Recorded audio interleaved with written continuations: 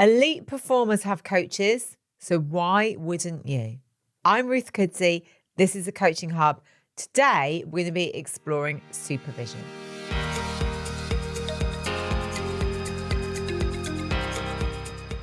So we know that all of the top sports people, top business people have coaches.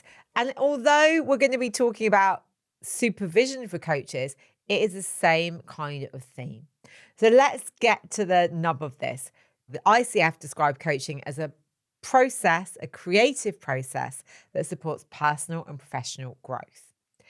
Coaching supervision is a process where you get support for your own coaching, for your own personal and professional growth. So it is really another layer up. So if we think about therapists or any kind of helping professional, they have some kind of supervision. Supervision is that space where you are able to confidentially explore themes in your coaching. So you are able to really unpick and get a different lens and a different insight into how your coaching is. So that might be looking at themes, it might be looking at particular clients, and it might be looking at how you are showing up. I remember for the first 2 years when I started coaching, about a decade ago when I started my business, I had recurring themes with my supervisor that she would pick up on as well, which was around not feeling that I was good enough as a coach. I am naturally somebody who is quite hard on myself, and I would be going with evidence that I wasn't getting my clients as great results as I could, and I would be holding a lot of responsibility. Now, at that stage, I probably wasn't the best coach in the world, but it was the fact that I was holding my clients' results as my responsibility, which was a real thing that we needed to work on, because I was thinking about my clients 24/7.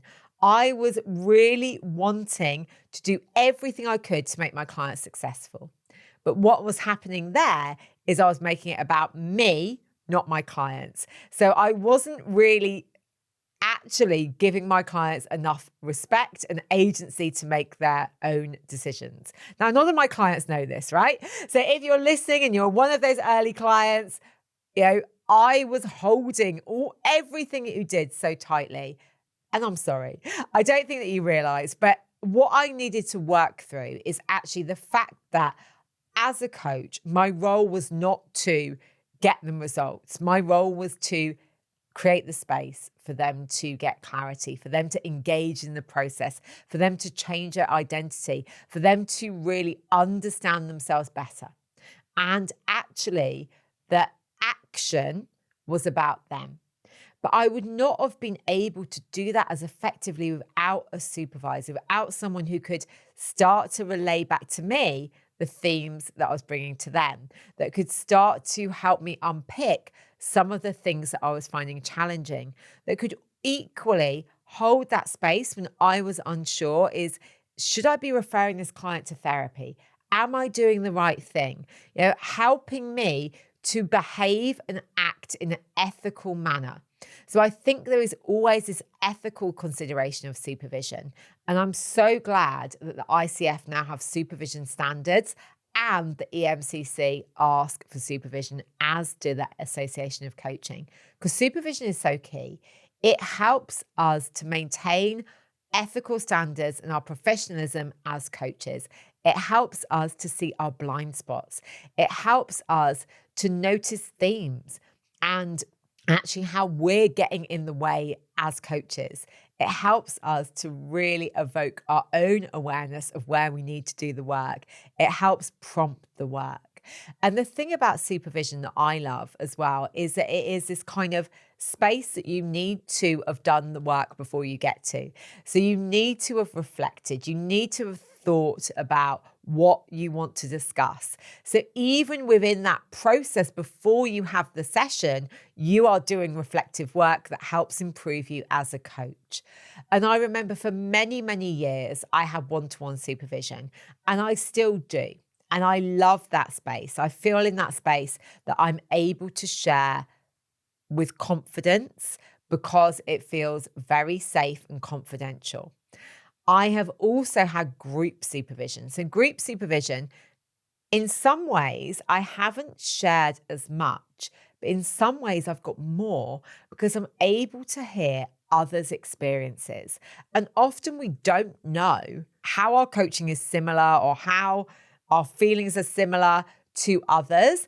And when you're in that space and you recognize that it's not only you who has self-doubt, it's not only you who's hard on themselves, it's not only you who sometimes might feel frustrated or anxious when they're in the coaching space, it's not only you that struggles sometimes to let go, especially when clients have shared things that are really significant.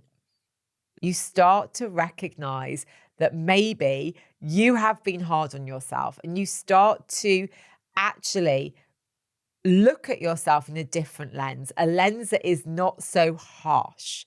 So it's great for your own development. It's great for recognizing where you are looking at yourself with that harsh lens, but it's also great for growth. And supervision for me needs to be an essential if you're regularly coaching, because without that, we're still not looking at our evolution and our development.